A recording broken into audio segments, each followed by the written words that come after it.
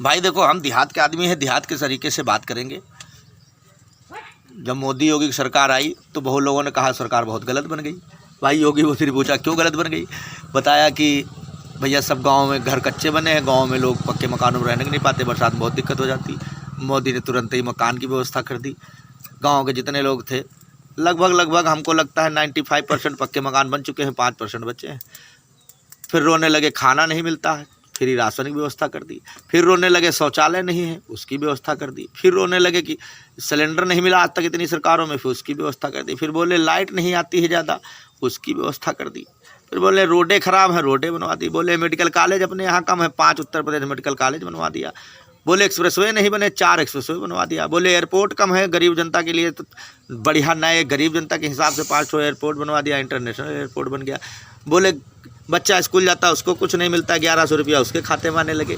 फिर बोले हमारे पप्पा किसान है, उनके खाते में कुछ नहीं आता, 6-6 हज़ार उनको मिलने लगे। अच्छा बोले हिंदुओं की श्रद्धा है कि आज तक राम मंदिर नहीं बना, चलो उसको बनवा दिया।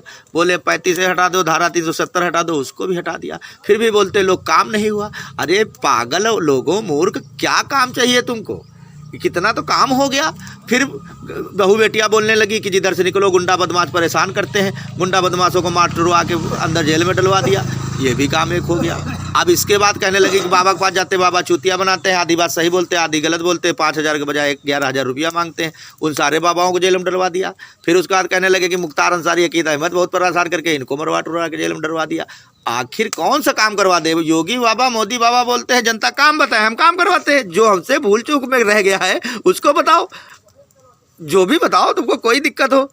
अब विरोधी क्या बताएंगे, खाली चिल्लाते हैं, मीटिंग करते हैं। तो किसान यही गांव के, अब देखो गांव में अलाव ये जल रहा भैया, बैठे हैं, ये देखो कितने लोग बैठे हैं, आग ताप रहे हैं, ये देखो आग ताप रहे हैं। यही लोग सब बता रहे हैं कि भैया गांव में हम लोगों को आते हैं, सपा वाले कहते हैं 300 रुपया देंगे और खाना पीना देंगे, मीटिंग में चले चलो, तो भैया चले जाते हैं। वहाँ कोई पूछता वोट किसको देंगे, तो हम तो कहते हैं योगी बाबा को देंगे, लेकिन इनके साथ चले हैं, चलो दिहाड़ी 300 रुपया दे रहे हैं। तो बताओ, इस तरीके तो आदमी इकट्ठा करके मीटिंग में भीड़ ले जाता है। तो क्या फ़ायदा ऐसे राजनीति करने से? और जांच के चक्कर में अभी कोई अपने बाप की वजह से बचा है, कोई चाचा की वजह से बचा है, कोई किसी की वजह से बचा है। इसी 5 साल में उनकी भी जांच, वो भी अंदर बजे आगे, कोई पार्टी ही नहीं रह जाएगी। 10 साल बाद खाली बीजेपी की रहेगी, उसी काम चलेगा।